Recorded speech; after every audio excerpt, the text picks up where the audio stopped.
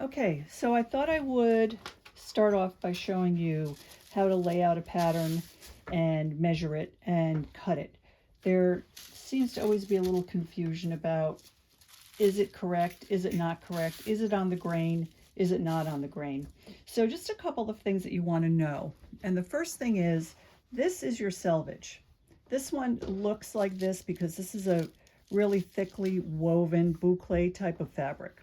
And it's, you can see all the different yarns going through. This is going to be a jacket. This is the jacket that I'm going to be doing. I've had it for years and I just never made it. And finally I thought, hey, let's make it. So the first thing you want to know is your grain line. Now you may notice my pattern has this in the middle. I am very tall. I am 5'10" and a half. My arms are longer. My body's longer. My legs are longer. I usually have to make an additional 2 inches into the pattern and to extend it. So what you do is it'll say lengthen or shorten here.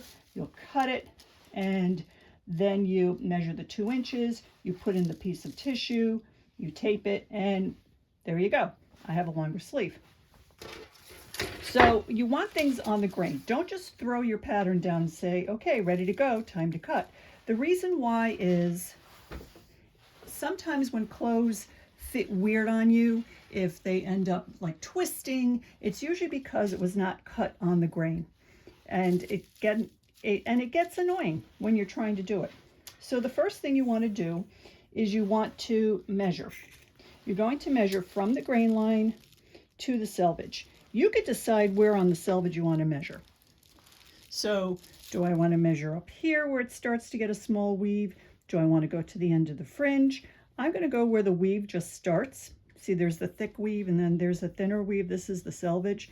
So when they put it through the machines, this is where it's held, where the yarns are held. So when they weave it, this is always the most stable part of the fabric.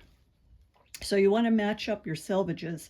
Don't worry about the cut edge. That will never be equal unless you put everything to the selvage and then cut the ends. Do not worry about where the cut edge is.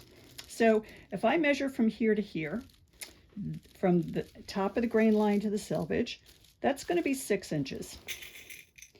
And I'm going to put a pin in here. Now, if I was at work or designing, I would not be using pins like this. And the reason why is when you're ironing, they're plastic pins and they end up melting if you keep them on for too long under the heat. A dressmaker pin won't have any kind of pins, any kind of heads on the pin. I think I have a few in here. There we go. These are dressmaker pins. All right, you can iron over them and you don't have to worry about it. So I'm going to go down to the other end of the grain line. Yep. And I'm going to measure, and 6 inches is here. I need to get it here.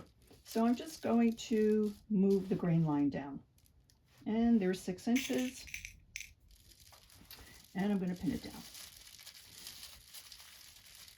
And the next thing you want to do is smooth out your pattern and do your corners especially. I have a lot of students who have a problem in that they want to pick it up to pin. I always tell them, pretend the pin is a spoon. Bring it down and scoop it up.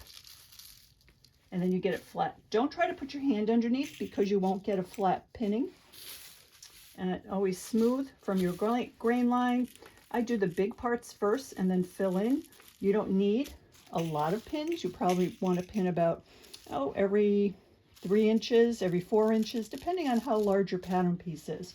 So I'm doing the top of this is a sleeve, top of the sleeve, the 2 bottoms of the sleeve. This is called the cap of the sleeve, if you want to know the correct terminology. And I'm going to pin the corners at the bottom. Again, smoothing out from my grain line.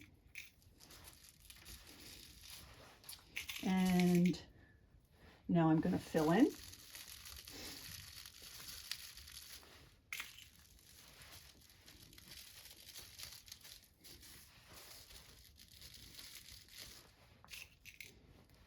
And at the bottom.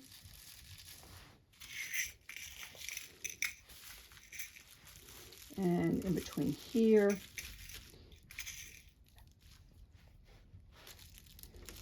And this has been ripped. I could actually tape that, make it smoother. This has gone from me to work to my workroom at home, so it's not exactly the prettiest. I had actually thought I was going to raise the cap sleeve, but I didn't need to, so I retaped it back down again. And when we come back, I'll show you how to cut this out.